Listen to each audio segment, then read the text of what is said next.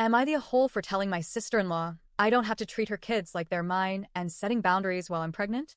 Alright, y'all, I really need to get this off my chest because I'm at the end of my rope. 25F, never saw myself as the maternal type. I was never the person cooing over babies or volunteering to babysit at family events.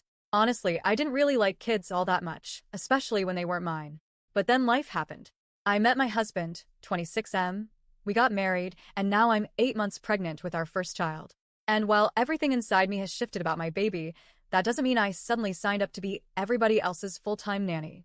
Enter my sister-in-law, my husband's older sister, 36F.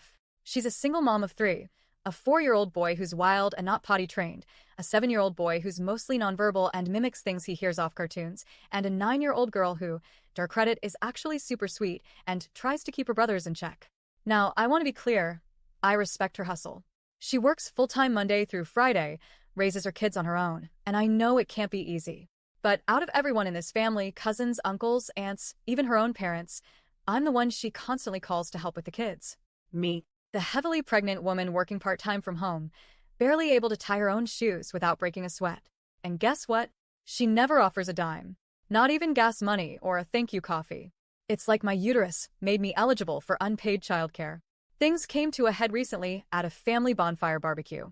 She came over with her kids, and within 5 minutes of arriving, she asked me to just help out a little while she grabbed a drink and socialized. I didn't mind at first. I was sitting, my feet hurt, and I figured it was no big deal for a little bit. But y'all, she disappeared for 2.5 hours. Didn't check in once. No texts.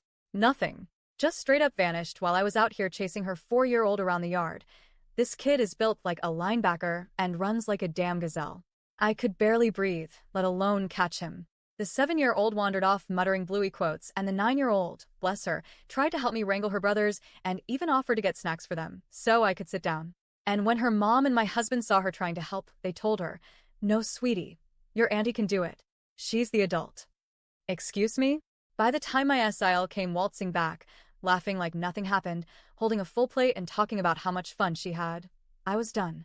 She looked me up and down and said, "Girl, you'd make a better mom than me. You should just claim them as yours," like it was some kind of compliment. I gave a tight laugh, handed her kids back, and thought that was the end of it. But later that night, she kept pressing me about how I need the practice and should step up since we're family now. That's when I told her straight, I love your kids. I really do. But they're not mine. And the best part about being the aunt? I get to pass them back. She did not like that. Not one bit. She got nasty real quick, started throwing out these racist comments under her breath, talking about how my people are lazy, how I sit on my ass while she works hard every day, and that my baby is probably just going to be another burden like me. Y'all, I was shaking. I'm 8 months pregnant, exhausted, barely sleeping, and now I'm being verbally attacked at a damn family event. I tried to walk away, but then my husband came over, and instead of defending me, he took her side, said I was being cold, and that he didn't marry someone selfish who wouldn't help family. That hurt more than anything she said. Because I've been bending over backwards for this family, hosting holidays, watching kids, showing up when they need support, all while working and growing a human inside of me. I finally snapped. I told him, his sister, and everyone else who was chiming in that if I'm such a burden, then maybe I should just go back to my home state where people actually care about me. Because I'm not about to end up in early labor just to prove to some entitled family members that I'm good enough. Since then, there's been silence from that side of the family. My Emile texted me something passive-aggressive about families sticking together, and my husband's been distant, like he's trying to figure out whether to take my side or not rock the boat. But I feel stuck between wanting peace and knowing that peace doesn't come from being walked over. So tell me, am I the a-hole for 1. Saying I don't have to parent her kids? 2. Standing up against her racist, out-of-pocket remarks about me and my unborn child? 3. Prioritizing my health and setting boundaries while I'm this pregnant? Update. It's been about 2 weeks since my last post. My bad, I've been trying to breathe, settle in, and keep my peace. So first off, yes, I did leave and made it out okay. I'm staying with my brother now. Before I left, my EXSIL really tried it. This woman had the nerve to drop her kids off on the porch, knowing it was just me at home. My ex-husband was headed to the airport, and I was trying to handle the house. When she saw I wasn't coming to the door, she told her kids to go around back where there's a pool, no gate, for feet to 10 feet deep. If that gate had been locked like it should have been, anything could have happened. But she didn't care, just pulled off. And as much as I didn't want to deal with it, I let the kids in, but I also called the police. I'd had enough. They came, talked to me, and called MIL to come get them because I wasn't doing this again. I was leaving the next evening and wasn't about to be guilt-tripped into babysitting. MIL showed up angry, calling me a pathetic bitch and saying my daughter would never be accepted. She tried to attack me, but luckily the officer was in the way. He told her if she didn't take the kids, he'd call DHR and she'd be the one going to jail. Next thing I know, she's on the phone with my husband, who was supposed to be on a flight. He turned around, missed his plane, and came home raging. Told me I was vile, that he wanted a divorce, that if I wasn't pregnant I would have gotten it, and that he wanted nothing to do with the baby. Talking about he'll take everything in court, even my baby. Told me to get out of his house. I said, no sir. Both our names are on that deed, you can go. Fast forward. Asael comes back hours later that night, drunk, banging on windows, yelling for me to come out so she can beat my ass. I was inside, confused, watching it all on the cameras. I told her through the mic, leave my property or I'm calling the police, and standing my ground. Instead of backing off, this fool throws a rock through the window.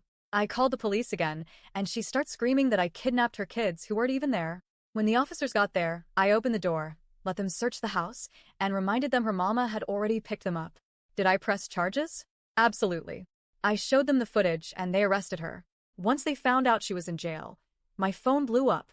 My ex even tried to come back to the house, but I was already gone at a friend's house. I took my important documents, the baby stuff, clothes, etc. Her and her boyfriend said I could stay as long as I needed even though I was leaving the next day. I was scared to be at the house alone.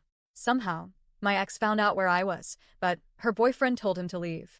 That night, I couldn't sleep. I was too anxious, thinking he might come back. Next morning, his job called me asking why he missed his flight and if he was okay because he wasn't answering his phone. So I sent them everything, voicemails, videos, all of it. Never heard back officially, but judging by the sudden crying voicemails from him and his mom, he either got fired or suspended. Asael got bailed out by MIL, but neither one has the kids. The kids are with their actual daddy whom Asael was keeping them away from, and they're doing better already. Their dad told me the 4M is finally out of pull-ups, the 7M is getting into speech therapy, and the 9F is being the sweet angel she's always been. As for me, I'm okay. I'm 36 weeks plus 5 days. Baby girl is healthy and kicking, and I'm surrounded by peace and love. I'm staying with my brother, his wife, and their newborn twins. My niece? She's my little bestie. My nephew? He's still side-eyeing me, but we're working on it. I'm still working from home. My boss knows everything and told me I can go on maternity leave whenever I'm ready and take all the time I need. I've been surrounded by family and childhood friends, the ones who truly love me. My good sister-in-law keeps joking that I should just stay forever so we can raise our kids together. Honestly, I'd love that. But I'm also focused on building something just for me and my daughter. Oh, and yes, I'm getting that divorce. I'll be filing out of state, so it'll take some time, but I'm playing it smart. No more emotional moves, just prayers, planning, and peace. To everyone who told me to run, thank you. Y'all were right. The advice, the jokes, the love, I needed all of it. He was all I ever knew. We met freshman year of college, but now, I'm choosing me. I'm choosing my daughter. I'm choosing peace. And in God's timing, we'll be just fine.